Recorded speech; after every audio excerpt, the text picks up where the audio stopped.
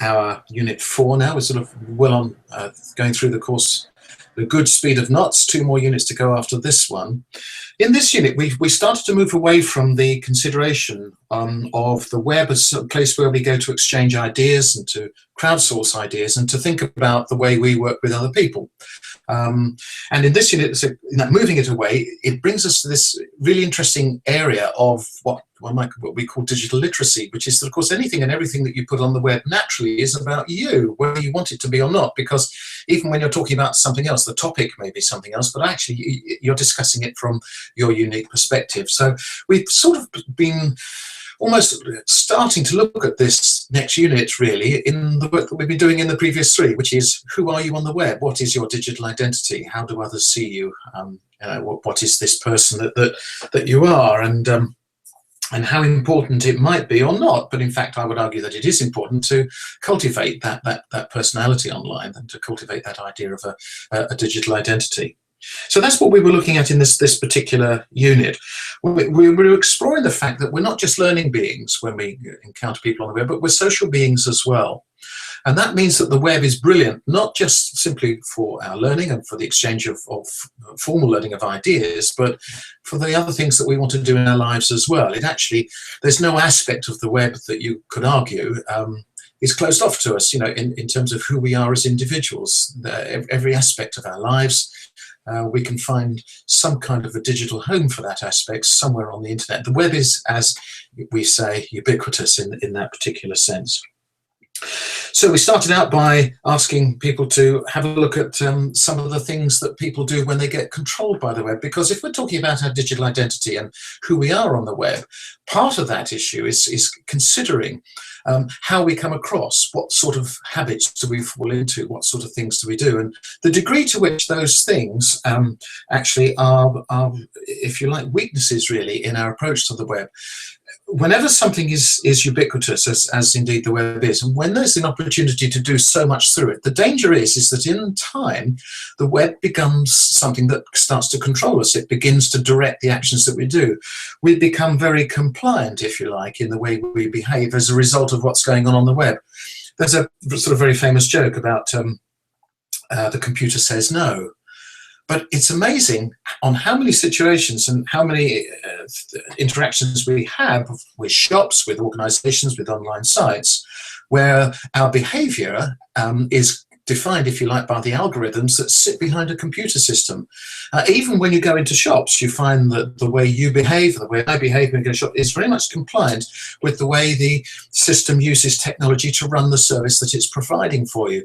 Even the staff concerned, you will find that in many ways their behavior and the way they react to you is very much compliant based on the algorithms of the organization.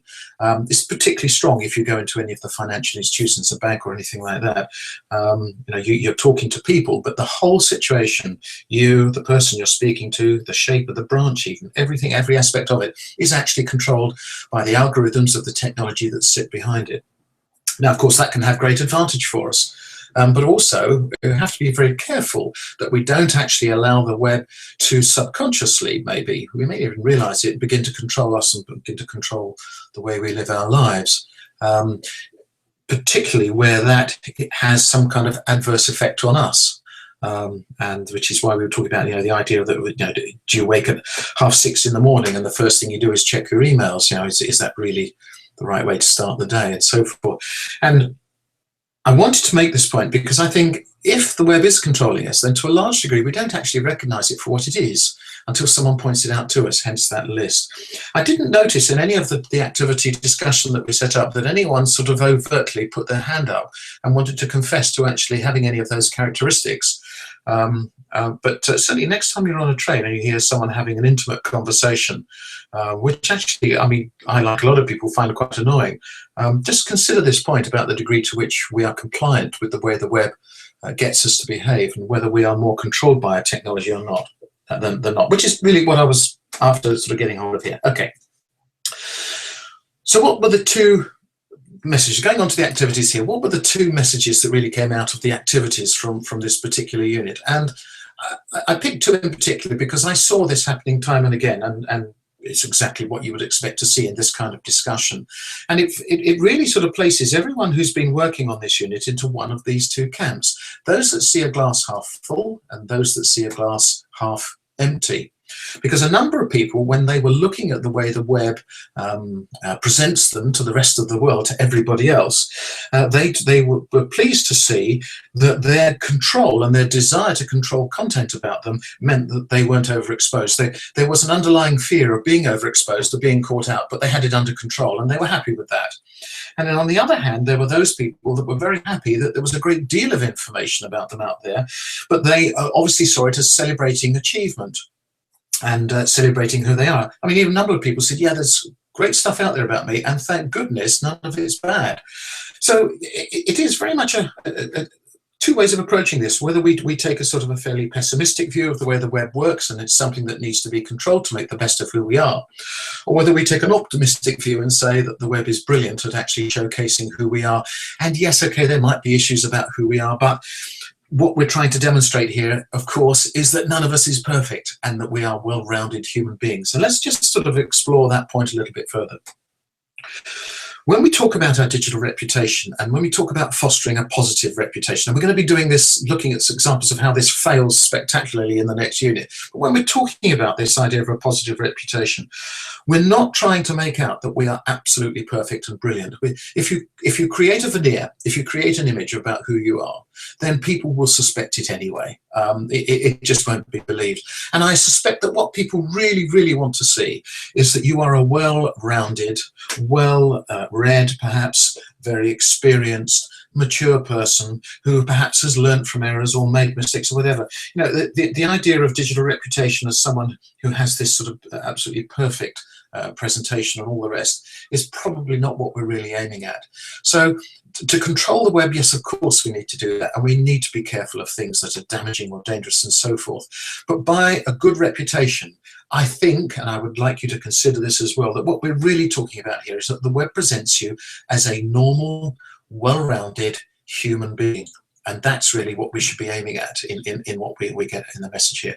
I mean, if you like, we could call it normal plus, if you like. Let's sort of think about it as a phrase like that, that you are perceived by people as being someone who has followed a normal trajectory through life, that you are an improving person, that you do learn from your errors. Now, these are virtues in themselves as well. So it's a normal thing there. Plus, there are aspects that you're able to demonstrate that shows your uniqueness, that shows the fact that you can be discerned from other people, or that you have a particular skill or benefit that you can offer as well. So normal plus perhaps is really what we're looking for when we talk about this idea of digital reputation. Okay, now there were some people that were concerned, I noticed in the activities as well, about information that they'd found about themselves which they felt to be factually inaccurate. That it is now quite possible, there's EU law on this if you're following this course from the European Union, but it is quite possible to approach websites where there is information that is actually factually incorrect, to have it removed or corrected, because the incorrect information benefits nobody. It has no value to anyone, and of course all it does is cause damage, and I think you will find 9 times out of 10 that any website that has information about it that is factually inaccurate, they would want to change it anyway in order to make sure that they're telling a correct story. Matters of opinion and judgment are slightly more difficult because they are matters of opinion and judgment, I mean within the normal laws of libel and so forth. But it is important that if you see something that's factually incorrect that worries you, then for goodness sake contact the firm concerned and get it dealt with. We have a number of students on this course who have common surnames. We have a Katie Price, for example. We have Julian Bream. Now, these are names that are also associated with people who are famous. Some people are famous for good things, and some people are simply famous. That in itself creates particular challenge, because people who might want to be noted and might want to be seen find themselves lost inside the minutiae, some pages down behind a famous person who has the same name. In other instances, we have people who are muddled, if you like, or confused with famous people as well, and they find that they then have to carry, to some degree, the baggage or circumstances that go with having that particular name, and that is actually quite difficult. One way around that is to include a middle name in your identity. So you might be called Katie Price, but on the other hand, if you made yourself out to be Katie M. Price or Katie Mary Price, you might find that that actually helps solve the problem, because it starts to discern you from other people who share the same name. So have a think about that as well. One of the things that a lot of people didn't comment on, a lot of things that you can do is to think about how one refines one's searches, and sort of makes more, if you like, of who you are, and it just lets you use the web in a slightly better way. Now, any website that you go to will put information up that tells you how to do better searching, and this is the Google one that I've got at the moment. And you can see here that just by the use of certain marks, or using the word and or not, which actually aren't listed here but they work all as well, you know, they will all help improve your search. If you want to look up a website that is particularly about a particular incident or something, you can put it in quotation marks, so that you actually just get that site as well. So whatever website, whatever search engine you use in order to search the web, ask that search engine to tell you the kind of language that you are able to use in order to refine the searches that you do. So that those of you that put in your own name, for example, and said, well, I couldn't find very much, but then found that, well, when they put in their name and a particular job or a profession and interest, that certain things did start to pop out as well, you might find it quite useful to use this kind of nomenclature that you add into your searching in order to refine what you're trying to do. And it's a really good thing, particularly if you're working with students as well who are using the web. Then get them to use this as well, because it's a great way of actually making better use of the web and finding your way around inside it.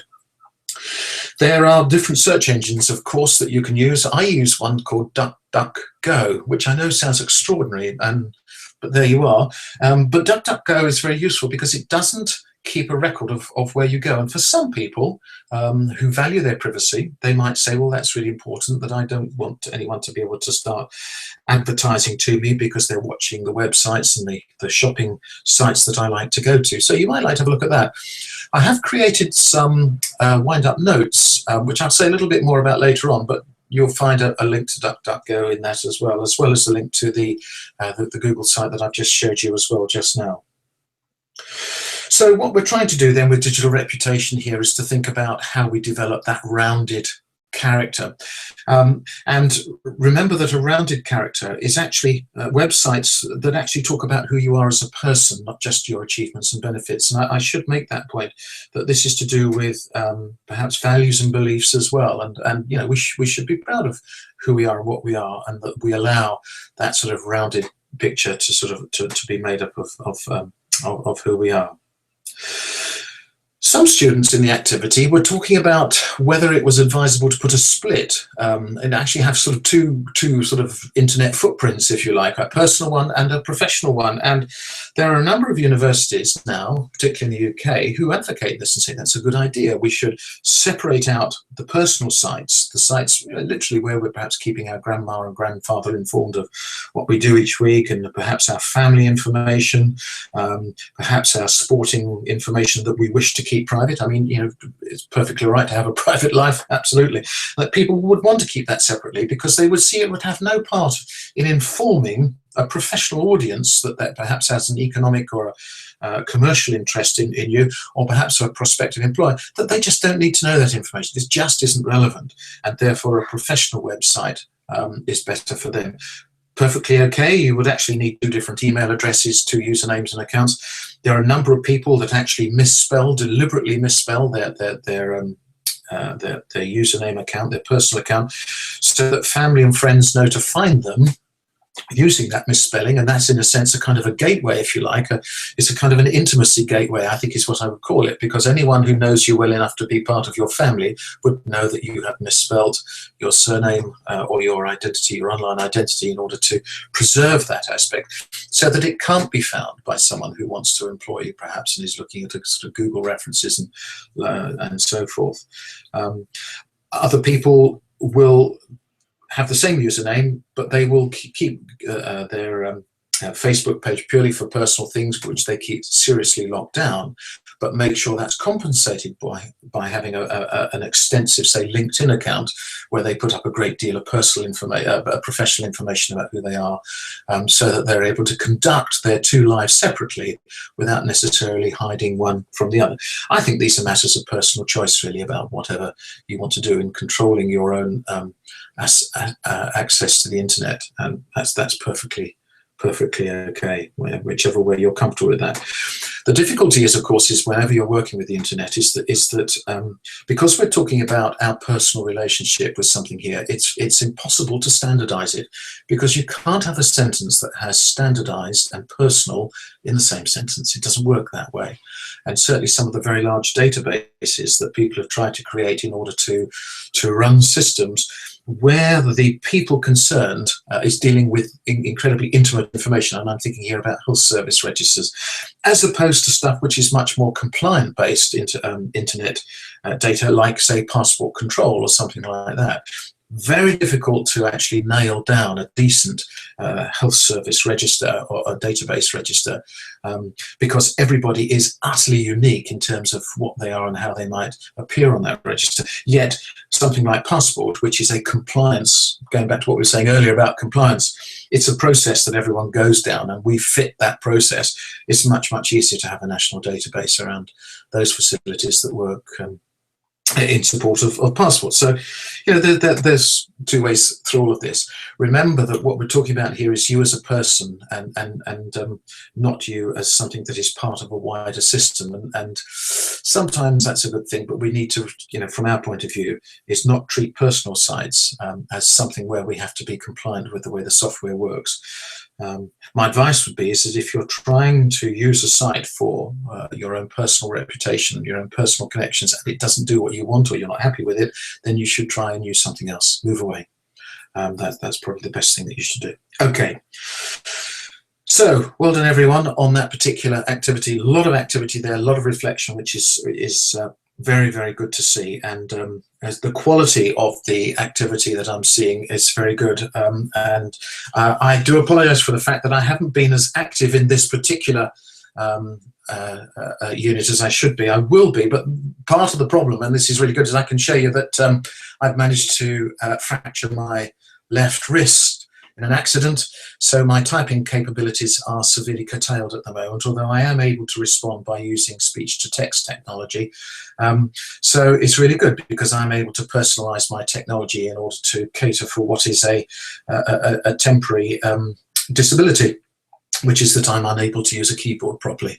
So apologies for that, but we will overcome and get through that, and the MOOC will continue, hopefully, without any problem for anyone else other than me, which is perhaps the best way around it. So let's have a look at the next unit. We're moving on to our next unit now, which is really extending this idea of who we are as people on the web to a new level. And I want to have a look at how we remain safe, or use the web in a mature way, by having a look at it in the ways that people use it in an immature way. And many people who make mistakes on the web, of course they're not bad people by any stretch of the imagination, but they just make simple mistakes, and sometimes they're based on assumptions that should have been avoided, and for want of a little bit of thought. I should very well know this with a fractured wrist right now, that a little bit of forethought could actually save nasty accidents. So I've learned that lesson myself this week. But you'll notice when we move on to this next unit, it's going to be a celebration, if that's the right word, of mistakes on the web. And whilst we might enjoy this, and I genuinely want to say to people here now, I really don't want this to be seen as a unit where we make fun of people, or where we take pot shots at people. That's not what this unit is about. But there is an awful lot on the web that we can share that is not harmful to individuals, not blameworthy, it's not nasty, but we can learn from them. So by seeing where people went wrong, we can learn about how we go right. And that's what I want us to gain from this next unit. I want us to gain insight, if you like, from the mistakes of those that have gone before us, so that we can simply say, well, I can see how that happened. I'll learn from that so that I don't make the same mistake. And I think that's a very useful way of learning. And we're very grateful to people, in a sense, that have gone before us, as is always the way with these things. That means that we are able to perhaps not stand on the shoulders of giants, but that we can certainly learn the lessons from those that have preceded us, so that we actually make a better job of this. One of the things that we're going to be looking at almost straight away in the next unit is the use of passwords. And you may be surprised, you may not be surprised to see the top 25 passwords that people use, taken from websites here in Europe and in North America. And 1, 2, 3, 4, 5, 6 is still this long, 25 years into the internet, it is still the singular most popular password that people use. So if you wanted to hack someone's account, where do you think you might start with testing for a password? And that is the kind of simple assumption that I'm talking about that we need to avoid, so that we don't fall prey to it as well. So enjoy learning those lessons, but be careful where we tread. Be careful that we don't hurt or harm anyone as we sort of go down that. It's a very interesting new movement, actually. I picked it up in the news this week. There's a movement here in the UK that's just come up called the I Rights campaign, and it has relevance to us because it's talking particularly about how we keep young people, children and young adults, safe on the internet. And again, the website I've published on the notes that I'm going to be putting out. Again, I'll finish on that point shortly, in the wind-up notes. But what they're actually saying is really interesting. They recognise, as this MOOC has set out to demonstrate. So in fact, I mean, we were sort of there already, but this actually is a great way where people are now really getting this message that there is a gulf between people who are technically savvy and who are digitally literate. And that's what this iRights is all about, which is about how do we keep people safe from their tech savviness before we get them to a point where they can also be digitally literate, and what indeed should we be doing in order to help people get to that digitally literate state. And this MOOC, as I say, is a great example of the university attempting to actually close that gap. So I would encourage you to have a look at this iRights site. Of course, the point they're also making here, which is slightly different to our MOOC, they're saying with young children, young people and adults, that the gulf between the tech savvy and the digitally literate is even larger, because young people who have grown up in a technologically savvy world are extremely adept at their use of technology, and yet at the same time are extremely immature in their use. So they're saying that children and young people are particularly at risk from those dangers. It's arguable that older adults who have been around the block a few times are perhaps a little bit wiser, and even being aware of the fact that there is this gap means that they're not as much at risk. But I would argue that actually closing that gap for all is something that is laudable and something that we should all be working at. So have a look at the iRights campaign as well, and see what you make of all of that. Okay, so the only admin notes I've got for you this week is to say that people on this course, students on this course, are saying that they find that these wind-up sessions are very, very helpful, and I'm pleased to hear that. What I try to do with these wind-ups is not simply tell you what you should have learnt in this unit, because that's for you to decide. You have to decide what you've learnt in this unit. My role here is to look and see at the activity of what's gone on during this week, and then take from that illustrations, examples of how it demonstrates what it was that we were hoping to prove, which hopefully you will agree with because you've reflected in that area as well, and then chosen from the list of learning outcomes in the Reflect document as well, so that the whole thing ties up nicely. For those of you that haven't reflected yet, of course, then you have the benefit of this as well before you do that. But I would quite like to see you be able to reflect on your activity in your own space first, so that you self-validate your own learning to yourself first and foremost, and you're not influenced by what I'm saying here.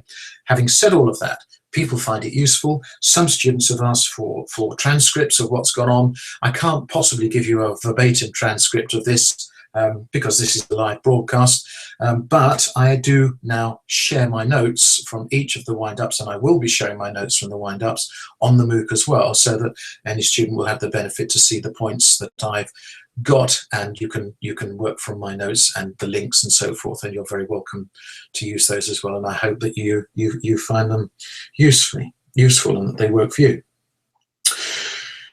Okay, that's it. I think we're done for this wind up. Keep reflecting, please. Keep looking at the reflections of other people as well. I think this is actually one of the outstanding features of this MOOC, is your ability to reflect on what you learn in those Google Forms, and then really important is that you then see how others have reflected after you have done yours, so that you're not influenced by that, but you have the opportunity to get insight from others, and so that you can contrast and compare insight with insight rather than simply writing with writing. You know, it's learning at a deeper, a more profound level, and I really would hope that people take advantage of that opportunity as well. Certainly those of you that are intending to do all 6 units and go for the certificate at the end, I'm going to be wanting to see that you have actually done some of that exercise. Now, there is a risk here that we end up reflecting on reflecting and all that sort of thing. Okay, we need to avoid that, of course, but I do think there's still value in helping summarize what you get from this MOOC as a whole by exploring the insights of your fellow classmates in this particular MOOC. And that is something that the internet is allowing us to do, which is to share our insights and not just our ideas or our knowledge as well. Okay, I'm done for this week. Onwards and upwards next week. I wish you all happy hunting in moving forward to the next unit, and I'll see you again next Friday at the next wind up. Thank you and good luck. Goodbye for now.